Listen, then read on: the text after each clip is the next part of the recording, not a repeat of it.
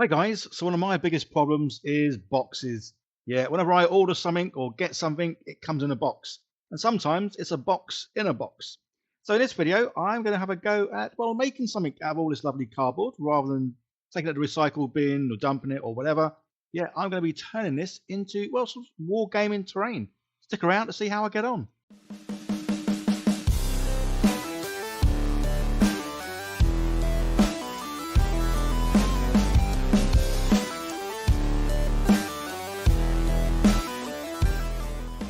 So I've started by cutting off the edges and making it into sort of well, usable square or rectangular pieces of cardboard. And I say this is obviously a small portion of what you've just seen. There's absolutely tons of this. So yeah, definitely can make loads of things. So the best way of cutting cardboard, yeah, you can use scissors. Obviously cardboard isn't very thick, isn't very tough. Or a scalpel will obviously give you a reasonably straight edge. Perhaps not this one because it's a bit blunt. But yeah, I like messing about and using toys. So I've got something and it's this. It's the longer Ray 5 Mini. And as you can see, this is a laser engraver, but this has to be the first actual desktop laser engraver. You've seen me use quite a lot of these in recent videos, but they're always a reasonable size, albeit they could fit on a desk. This one, well, this one literally can fit on my desk, takes up very little room. And this comes in a 2.5 watt or 3.5 watt version. And obviously the software, well, it's laser burn, light burn, or the one I'm going to be using is laser GRBL because this one's free. And obviously I like free stuff. So you can use the other ones. I have used light burn before, but that one's quite expensive. It's about 50, 60 quid, maybe a bit more for 1 year's use. But this GRBL one, yeah, it's free. They can't do a lot in it. So as you can see, this is the house that I drew. Drew this in another sort of software and then imported it in. And obviously, I've made it so it's just the lines it's going to cut. Well, it's going to cut out basically. So free software, but it's very limited in what it can do. I've only used it a little bit. It's not complicated. It does take a little bit of getting used to say, because it really is limited in what it can do. So I've imported the thing. I've told it what sort of speed I want to go to, what sort of strength I want the laser to go to. And then it's a case of, well, clicking the start button and off it rocks. This video has been sponsored by Longer, but as like any sort of product or material or anything I use on my channel, I'm never told what to say or never told how to use anything. I'm literally sent stuff and told, yeah, have fun with it, make a video. So that's exactly what I'm doing here. So this footage is sped up a little bit, but this machine does have a maximum of 12,000 millimeters a minute, and it's 20% faster than the Acma S1. And I say the fact that this thing can go on your desk is awesome. So this does come with the emergency stop button, as you can clearly see there in the bottom right-hand corner. But as you can also see, it doesn't have an enclosed cover.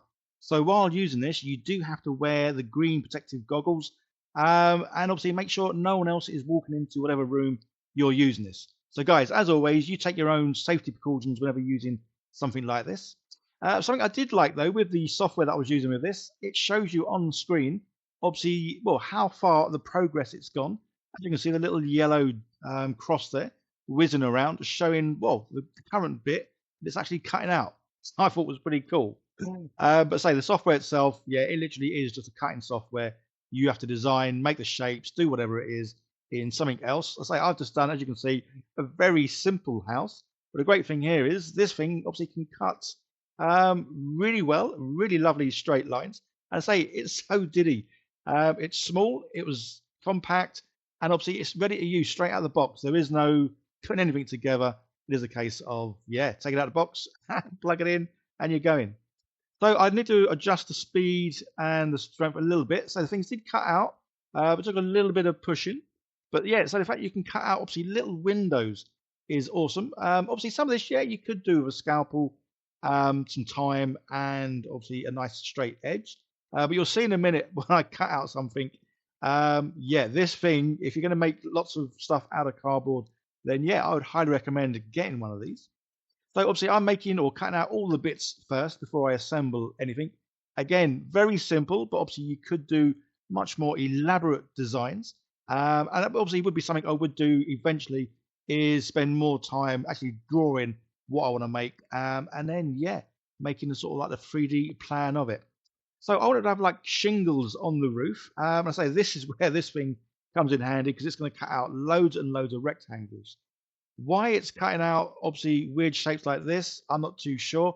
Again, I just made a mesh grid, imported it in. So obviously I didn't tell it how to cut things. Just doing it well, hickledy pickledy. So it does just eventually cut out loads and loads of rectangular bits, all the same size. So again, yeah, using this to make sort of roofing or something you're making lots and lots of the same thing, then yeah, this thing is definitely going to be a winner there. Well, and save you a lot of time. So I say it didn't take too long at all to get an absolute ton of these kind of like roofing slate tile thingies. And then it was just a case of, well, let's put it all together and see just, well, how it comes out. So I say this is a very basic sort of house, although for the gaming that I'm playing, yeah, the basic house is perfect because I'm getting into medieval wargaming. So this is going to be like a little townhouse, farmhouse. So yeah, it doesn't need to be too sort of, well, too complicated, basically. So yeah, gluing it all together. Possibly could use super glue on cardboard. I'm not too sure. I guess so. But in this case, obviously, I'm going to use PVA glue just because, well, I've got PVA glue and I don't normally get to use it.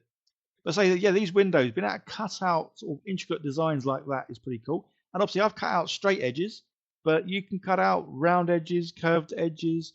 What if you're making, say, a church? You could do the sort of the church windows with the arch bit at the top. Yeah, you could do whatever. So there are quite a lot of things where you probably couldn't cut out a cardboard with a knife. Certainly not as well this thing can cut out. And then, yeah, just a simple case of, well, gluing it all together. So I'll have to admit, it was fun to make something out of rubbish and bits and pieces, as this is kind of how my channel started. Well, 5 years ago now, during the second lockdown.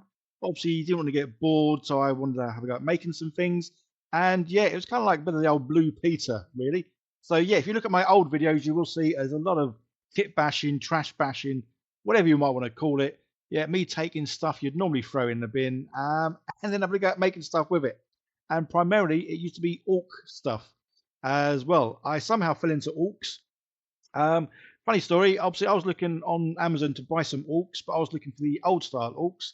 Came across the Warhammer ones.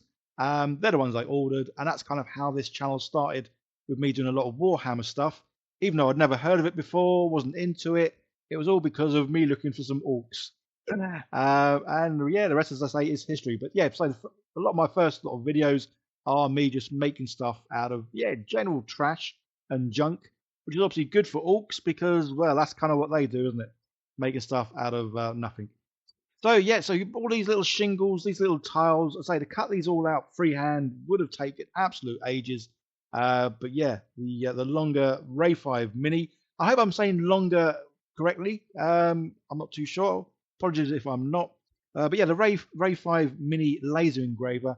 And I say this is the first, truly what I would call desktop laser engraver because of the size of it and the fact that it does fit on my desk. And when I'm not using it, I put it under my desk because it really doesn't take up much room at all. So yeah, this is one of those bits where you start it and you think, yeah, this is going to go really well and quick, and then you get into it and it's like, oh no.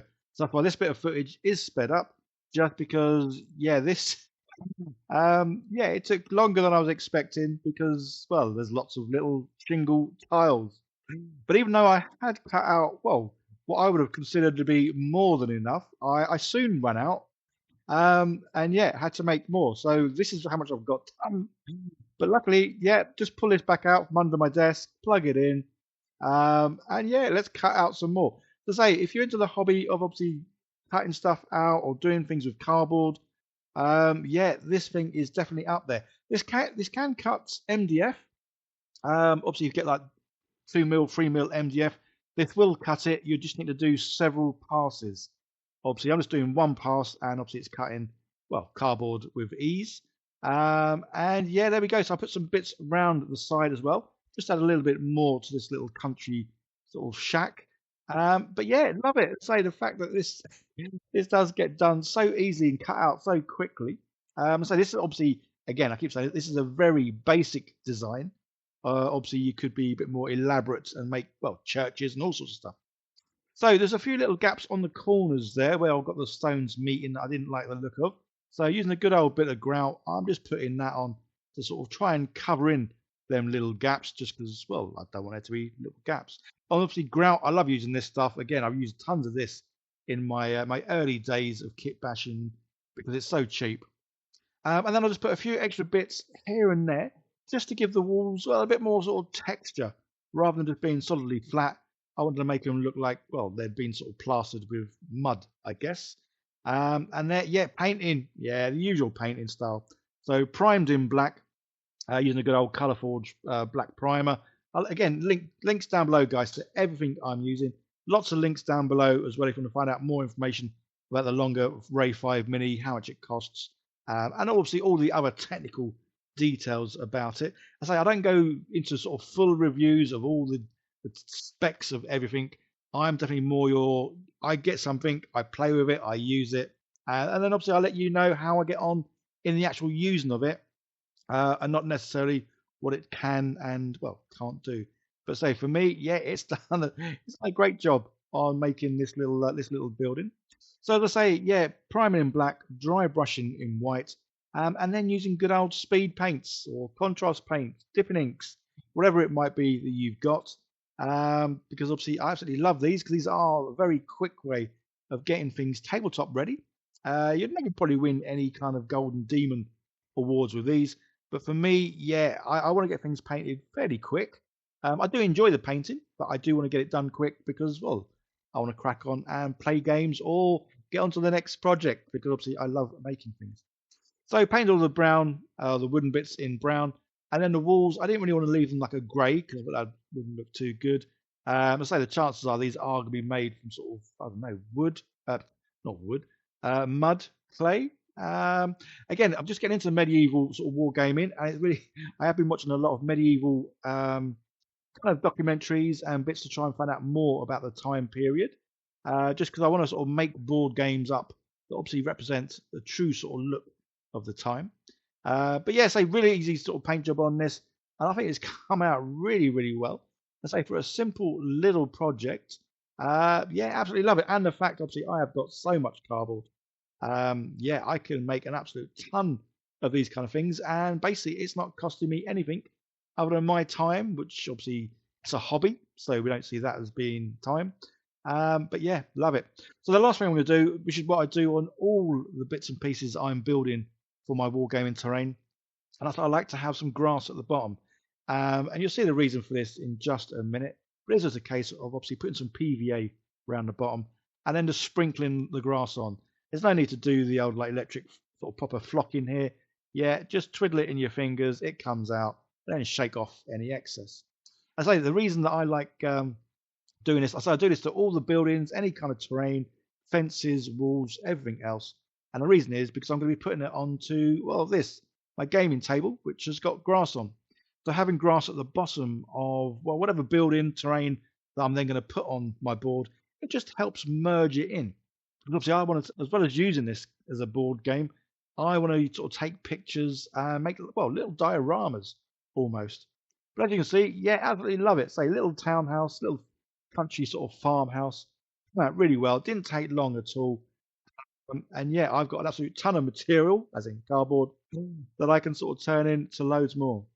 So guys, if you do like the videos, don't forget to hit that like button, turn on the subscribe button, and the bell. And obviously leave comments down below, as I do make sort of well, 1, 2, maybe 3 videos a week, all about sort of painting, terrain, miniatures, all that kind of stuff. And obviously I do love using fun little things. Say laser engravers. It's one of the things I never thought I would ever need.